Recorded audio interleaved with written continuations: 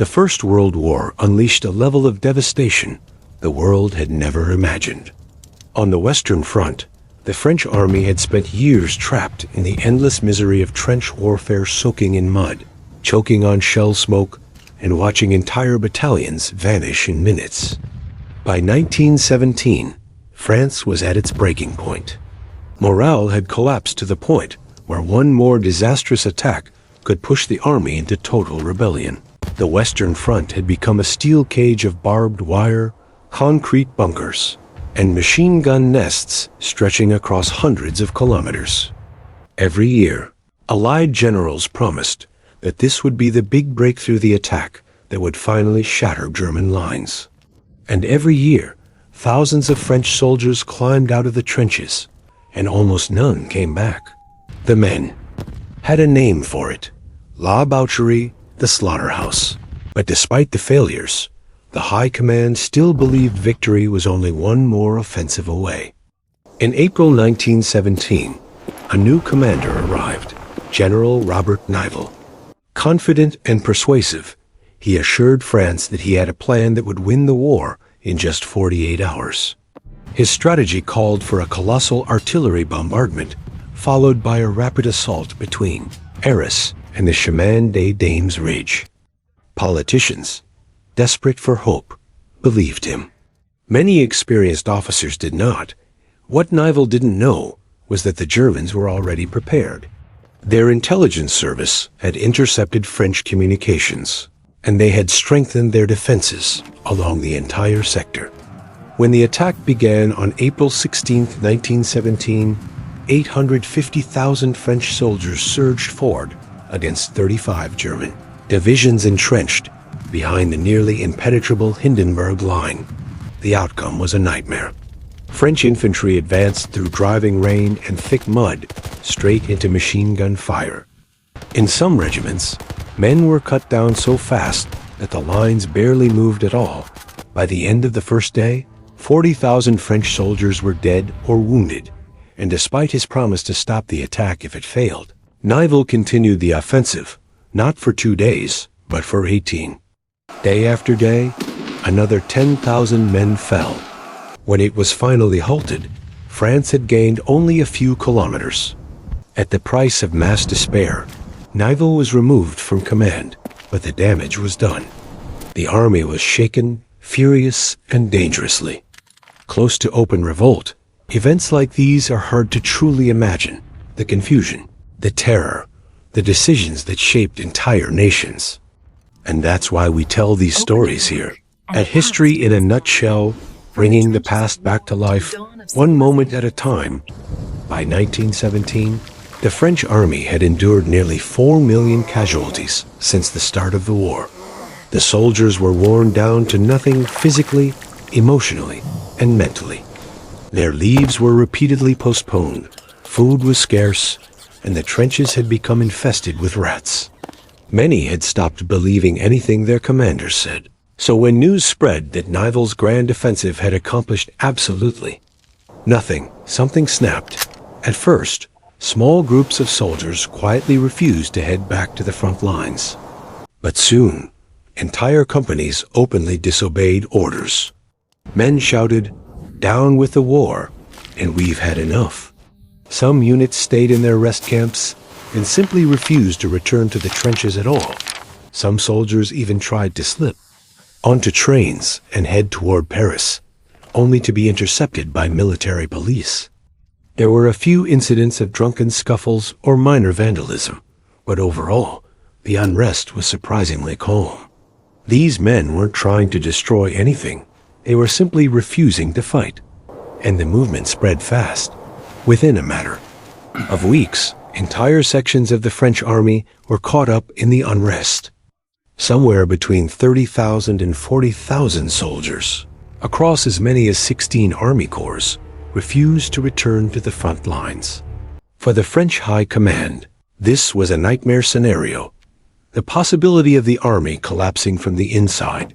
Had the Germans realized how widespread the crisis truly was, they might have launched a massive attack and shattered French defenses once and for all.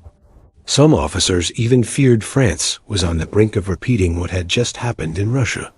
Earlier that spring, Russian soldiers and workers had risen up, toppled the Tsar, and thrown the entire empire into chaos. But what was happening in France was different.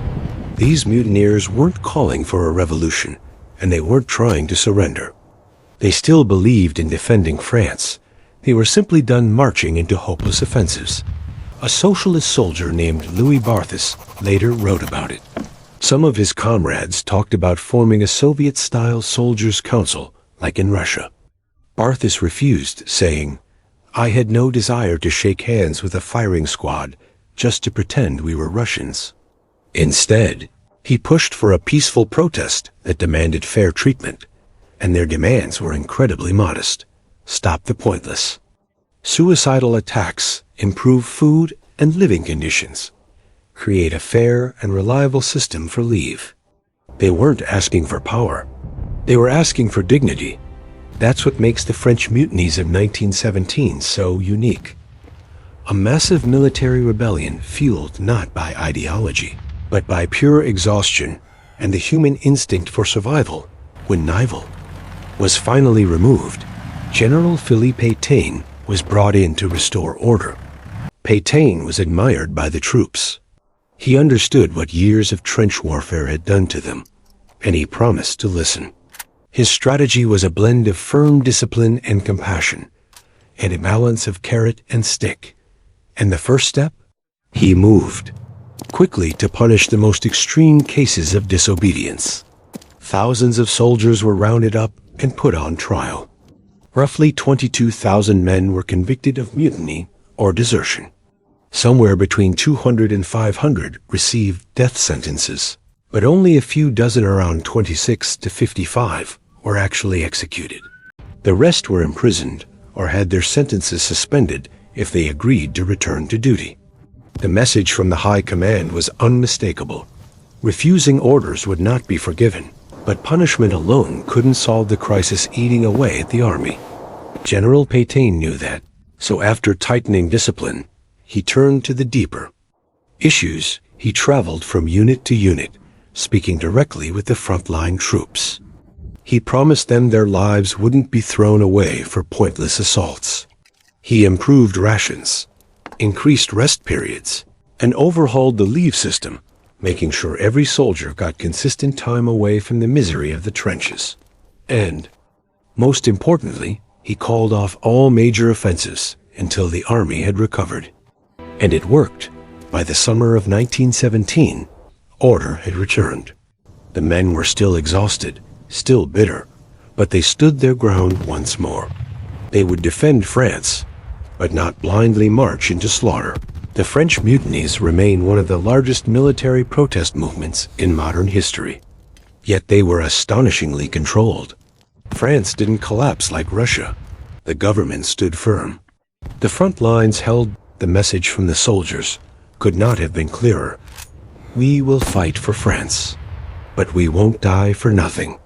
Pétain's reforms stabilized the army long enough for it to survive 1917 and hold the line into 1918, when fresh American troops finally began arriving to reinforce the Allies. But the cost had already been staggering. By the time the war ended, France had lost over 1 million soldiers, with millions more wounded or missing. An entire generation changed forever. For decades after the war, the French government tried to bury the story of the mutinies. Records were censored, and the subject was pushed aside, as if acknowledging it was somehow shameful.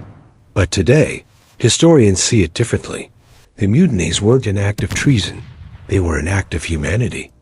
After years of unimaginable carnage, the soldiers finally drew a line between sacrifice and self-destruction. They forced military leaders to face the truth about modern warfare and the limits of what human beings can endure. The events of 1917 show something profound.